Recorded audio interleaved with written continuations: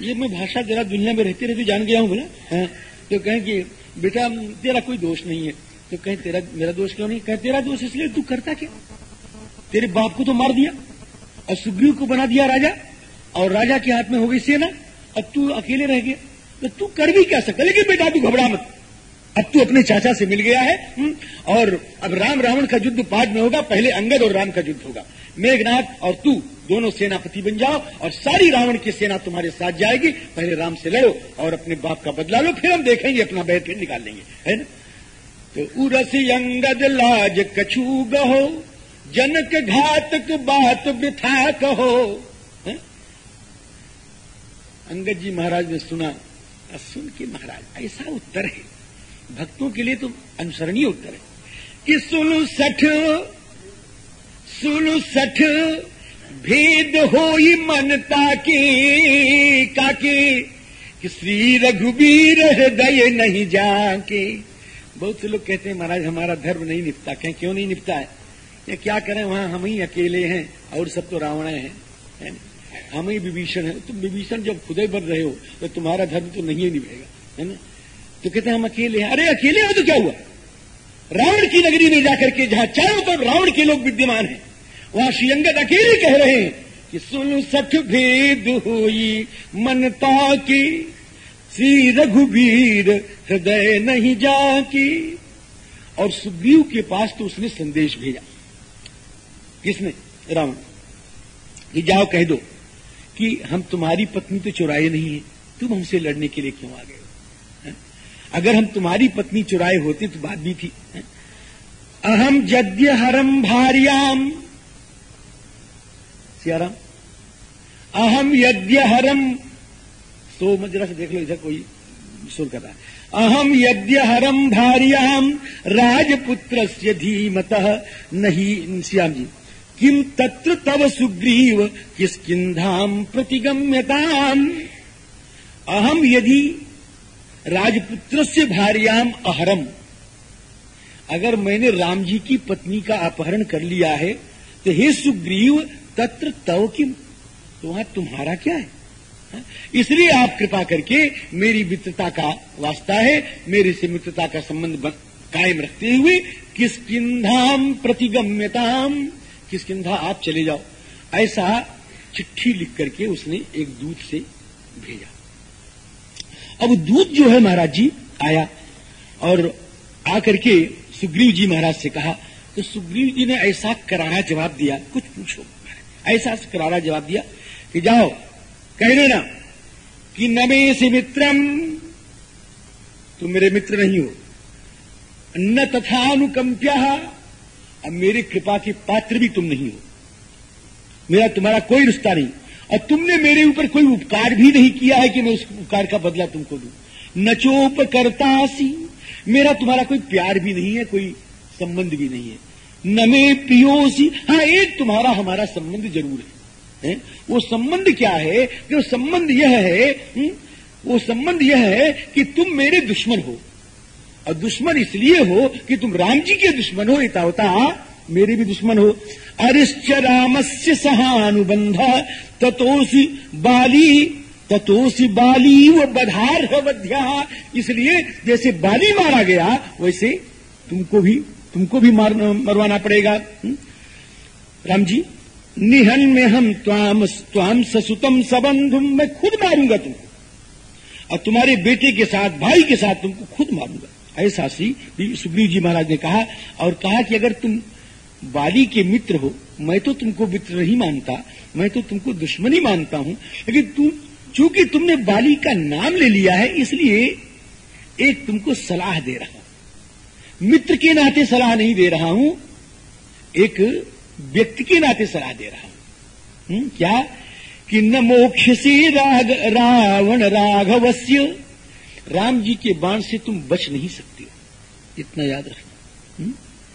तो कहें बच क्यों नहीं सकते, हम कहीं चले जाएंगे, कहें तुम छिप जाओ तो भी नहीं बच सकते। अंतर्हिता, तुम छिप जाओ तो भी राम जी के बाण तुमको खोज लेंगे महाराज जी। सूर्य पथम गतोपी, वहां भी राम जी के बाण खोज लेंगे। तो कह हम अपने आराध्य भगवान भूत भावन देवादिदेव महादेव श्री शंकर के चरणों में चले जाएंगे, तो क्या वहां भी नहीं बच पाओगे। गिरीश पादाम्बुज संगतो, गिरीश के पादाम्बुज के संपर्क में जाने के बाद भी तुम बच नहीं सकोगे, तुमको शंकर जी भी बचा नहीं पाएंगे, एकदम मारे जाओगे, बचोगे नहीं। ऐसा श्री सुग्रीव जी महाराज ने संदेश भेजा।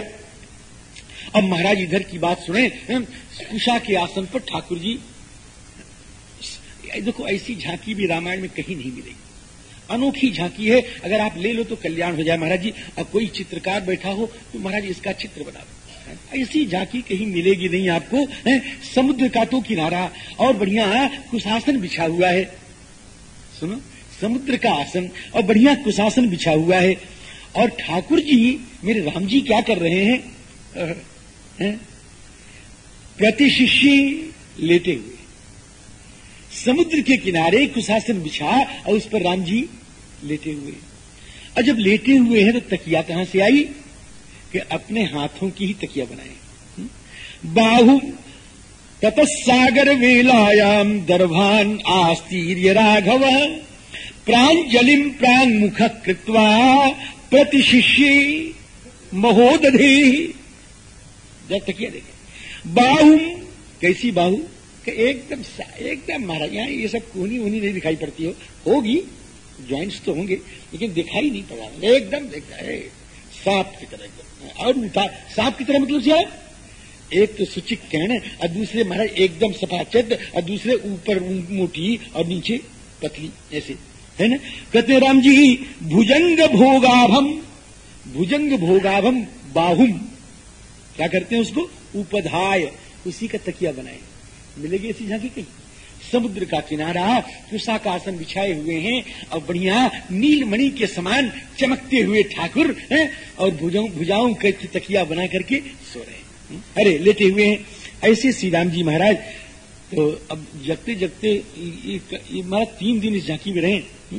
निशांस तिस्रू भी जगमतु, निशांस तिस्रा अभी जगमतु, 3 रातें बीत गई। अब जब 3 रात बज गई तो लक्ष्मण जी से कहा कि लक्ष्मण मैं समझ गया था तेरी बात, हाँ तेरे को बहुत अच्छी नहीं लगी थी विभीषण की बात, लेकिन मैं क्या करूं, मैं विवश था, ले आ बांध लिया। समुद्र चापमानय सौमित्रे, मेरा धनुष लिया और मैं अभी इसको सोखता हूं और बंदर सब पैदल चले जाएंगे। समुद्रम शोषयिष्यामि पदभ्याम यान तुप्लवंगमाः। ऐसा श्री ठाकुर जी ने कहा। अब तो उस लक्ष्मण जी महाराज बड़े खुशी, अब बड़े प्रसन्न, और महाराज ये उठा करके धनुष ला करके दे दिया। ये प्रसन्न क्यों, लक्ष्मण जी महाराज को बहुत बुरा लगा था। विभीषण जी महाराज ने जब कहा कि समुद्र के आगे प्रार्थना कर ली जाए तो विभीषण जी लक्ष्मण जी को अच्छा नहीं लगा। इसका मतलब क्या है कि लक्ष्मण जी को अच्छा किस लिए नहीं लगा, इसलिए कि राम जी प्रार्थना करेंगे, तो ये भी बात हो सकती है, लेकिन ये हल्की बात है, ये हल्की बात है, ऐसा नहीं भी हो सकता। लेकिन जो थी बात वो क्या थी कि मेरी मैया, अभी अभी हनुमान जी ने बताया है, अभी बताया थोड़े कुछ दिन पहले कि मेरी मैया रावण के यहां बंदिनी बन करके राक्षसियों के भयावने चेहरे के पहरे के अंदर अपना दुखमय जीवन बिता रही है, और इस समुद्र के किनारे हम व्यर्थ में समय गंवावे प्रार्थना करके, ये हमको बर्दाश्त नहीं। इसलिए लक्ष्मण जी नहीं चाहते थे, लक्ष्मण जी प्रार्थना करना नहीं चाहते, ये कारण है। लेकिन लक्ष्मण जी क्या करें, ठाकुर जी ने कहा मैं तो इसकी बात मानूंगा। अब लक्ष्मण जी विरोध तो करते हैं, लेकिन विरोध में जब ठाकुर जी एक बार ऐसे कर देते तो चुप भी हो जाते, फिर वो कुछ नहीं बोलते आगे बारे। ये मैं कई जगह अभी भी बताऊंगा, अभी आगे भी बताऊंगा। विरोध तो करते हैं लक्ष्मण जी, चूकते नहीं महाराज। आंख भी दिखा देते हैं कभी कभी लक्ष्मण जी, हाँ आंख भी कभी कभी दिखा देते हैं। यहां भी दिखाया था महाराज, यहां भी दिखाया, क्रुद्ध हुए। गोस्वामी जी महाराज बड़ा स्पष्ट लिखा है कि लक्ष्मण जी ने कहा कि क्या कह रहे हैं आप, कि चलो विभीषण की बात मान लें। क्यों मान लें, करिय दैव जो, चलो भाग्य सहायता करे तो ऐसे कर ले। तो महाराज दिखाया कि कादर मन कह एक धारा, दैव दैव आलसी पुकारा। लेकिन लक्ष्मण जी की आंख जो है ना, चाहे जैसे दिखावें, ठाकुर को यह मालूम पड़ता है कि इसमें स्नेह छलक रहा है। आपसे सच बताऊं, मेरे राम जी की तरह स्नेह समझने वाला दुनिया में कोई मिलेगा नहीं। आप तो आप तो उसको अपना दुश्मन समझ लोगे जो कि आपको आंख दिखा दिया, लेकिन ठाकुर जी लाल आंखों में भी करुणा की अनुभूति करते हैं। यही राम जी की विशेषता है, ये राम जी का वैशिष्ट है। ऐसा कोई मिलेगा नहीं दुनिया में, समझे। तो लक्ष्मण जी के उन क्रुद्ध आंखों में ठाकुर ने स्नेह को उच्छलित देखा और समुच्छलित स्नेह को देख करके ठाकुर प्रसन्न हो गए। सुनत बिहसी बोले रघुवीरा ऐसे करब, घबराता क्यों, बात तो तेरी मानूंगा। ऐसे करब धरो मन धीरा, चाप माने सौमित्र ले आओ। अब लक्ष्मण जी महाराज ले आए। अब महाराज जी भगवान ने धनुष पर चढ़ाया बाण, अब बाण चढ़ा करके खींचा उसको। अके अद्य तो हम शोषयिष्यामि, समुद्र आज तुमको मैं सोख डालूंगा, आज तुम बच नहीं सकते हो मेरे से। अब महाराज क्या हुआ, समुद्र के बीच से समुद्र का अधिष्ठात्री देवता ऐसे निकले जैसे उदयाचल से सूर्य निकल रहे हो। समुद्र बड़े सुंदर थे, बड़े सुंदर थे। और राम जी के पूर्वज हैं, इसलिए सुंदर तो होंगे ही होंगे, समझे। ततो मध्यात् समुद्रस्य, ये देखो समुद्र का मतलब क्या होता है, इस सबके अधिष्ठात्री देवता होते हैं। समुद्र है तो उसके भी अधिष्ठात्री देवता हैं। ये वृक्ष है ना, वृक्ष देखो, ये वृक्ष का भी अधिष्ठात्री देवता है। जो भी भूमि है, नगर का भी अधिष्ठात्री देवता कोई होता है, गांव का भी कोई अधिष्ठात्री देवता होता है। हर गांव में आप चलिएगा, अब तो महाराज आधुनिक फैशन है, सब गायब होता जा रहा है और लोग भोग भी रहे हैं उसको, लेकिन समझ नहीं पा रहे हैं। तो पहले हम लोगों के लड़कपन में गांव के कोई अच्छा काम हो ना, तो गांव में लोग जाएं और पहले गांव के देवता का पूजन करें। वो पहले गांव के बाहर कहीं न कहीं देवता का निवास, गांव के देवता का, तो गांव के देवता, नगर के देवता सियाराम जी। अब काशी आप चले जाइए, तो काशी आप चले जाइए तो क्या दिखेगा, एक काशी जी का मंदिर है वहां पर, एक काशी जी का मंदिर है, वो बुला नाला के पास है, तो काशी जी। अब अयोध्या चलिए, अयोध्या जी का भी मंदिर है महाराज जी। आप प्रयाग चले जाए तो वहां भी मंदिर है महाराज जी, मायापुरी है, माया जी का मंदिर है। इस तरह से हर क्षेत्र के अधिष्ठात्री देवता होते हैं। अब भारत, अब कुछ मूर्ख ऐसा कहते हैं कि ये भारत क्या ईटा पत्थर कंकर है, नदी है, फलाना है, ठिकाना है, इसका देवता क्या, भारत माता क्या। हम भारत माता की वंदना नहीं करेंगे। भारत माता की वंदना जो न करे उसको उस देश में रहने का अधिकार भी नहीं है। भारत माता महाराज जी, हमारे भारतवर्ष की जो अधिष्ठात्री देवी है उसका नाम है भारत, है ना, वो हमारी जन्मभूमि है हमारे। अस्तु, तो दास निवेदन कर रहा था कि ये वृक्ष की भी, इसीलिए संत लोग जो हैं अनर्थक वृक्ष छेदन नहीं करते। वृक्ष छेदन को पाप माना गया हमारे। जब हो तब उठा निकाल, एक शाखा की जरूरत है, आवश्यकता एक शाखा की, उठा करके सारा निकाल दिया। तुलसी जी महाराज, तुलसी दल की जरूरत है, इतनी बड़ी डंडी ला करके, हमारे यहाँ कभी कभी लाते हैं, इतनी बड़ी डंडी ला के दे दिए, वो क्या है, वो पाप है महाराज, वो पाप, वो वृक्ष छेदन का पाप लग गया वहां। तुलसी दल उतारने में कोई दोष नहीं, लेकिन वो भी कैसे उतारो, तो पहले तुलसी जी के पास जाओ और तुलसी वृक्ष के पास जाकर के पहले प्रार्थना करो कि हे माता, भगवान श्री रघुनंदन रामचंद्र के लिए, भगवान श्री नारायण के लिए, भगवान श्री कृष्णचंद्र परमात्मा के लिए पूजन करने के लिए हम आपका छेदन कर रहे हैं, आपको उतार रहे हैं, आप उनकी सेवा में चले। तो तुलसी जी बड़ी सौभाग्यशाली मानती है अपने को कि मुझको मेरे ठाकुर जी के पास ले जा रहा है। और महाराज जब बखोरोगे, इतना डाली उठा के करोगे तो तुलसी जी को दुख होगा, उससे आपको कभी सुख नहीं मिल सकता है। ये तुलसी के उतारने वालों, इसका ध्यान रखना, पहले प्रार्थना करो और फिर तुलसी जी उतारो। बगैर प्रार्थना करने किए हुए तुलसी जी को उतारना नहीं चाहिए। तुलसी जी के अधिष्ठात्री देवता हैं, वृक्ष के अधिष्ठात्री देवता हैं। इसी प्रकार समुद्र के जो अधिष्ठात्री देवता थे वो महाराज समुद्र से बीच से प्रकट हो गए। उदयाद्रि महाशैलान मेरो दिवाकर। अब समुद्र ने बहुत कुछ कहा महाराज, बड़ी प्रार्थना की है समुद्र ने, बहुत प्रार्थना की है। तो भगवान ने कहा तुम तो प्रार्थना करके निवृत्त हो गए महाराज जी, मेरे कुलगुरु हैं, लेकिन अब ये बताओ इसको मैं क्या करूं जो मैंने चाहा लिया है। और रामो दिरना भी कई सब हम सोच के आए हैं पहले से, हम इसीलिए देर से आए। तो देर से क्यों आए, कि देर से इसलिए आया कि आप क्रोध करोगे। तुम मुझे क्रुद्ध करने के लिए, हाँ मैं आपको क्रुद्ध करने के लिए देर से आया। आप मेरे कैसे हितैषी थे, बिल्कुल हितैषी हूं आपका, आपको मैं क्रुद्ध करने के लिए देर से आया। क्योंकि मुझको क्रुद्ध करके तुमने क्या पाया, क्या क्रुद्ध करके आपका बाण चढ़ा पाया, क्या पाया तुमने कि बाण चढ़ा पाया। जब क्रुद्ध किया तो आया तो देखा बाण चढ़ाए हुए, अब तो आनंद आ गया। अरे आनंद नहीं, इसको छोड़ू मैं कहां? तो क्या महाराज मेरा उत्तर और दक्षिण दो किनारा है, तो दक्षिण में तो आप जा रहे हो और उत्तर मेरे बहुत दुष्ट रहते हैं महाराज, और मैं चाहता हूं कि वो मेरे जल का स्पर्श न करें। वो जब मेरे पास आते हैं तो मेरा मन दुखी हो जाता है महाराज जी। तैर्न तत् स्पर्शनम पापम सहेयम पाप कर्म भी, उनका स्पर्श मुझको भाता नहीं है। इसलिए हे रघुनंदन, ये जो आपका बाण चढ़ा हुआ है, इससे मेरे उत्तर तटवासियों का आप विनाश कर।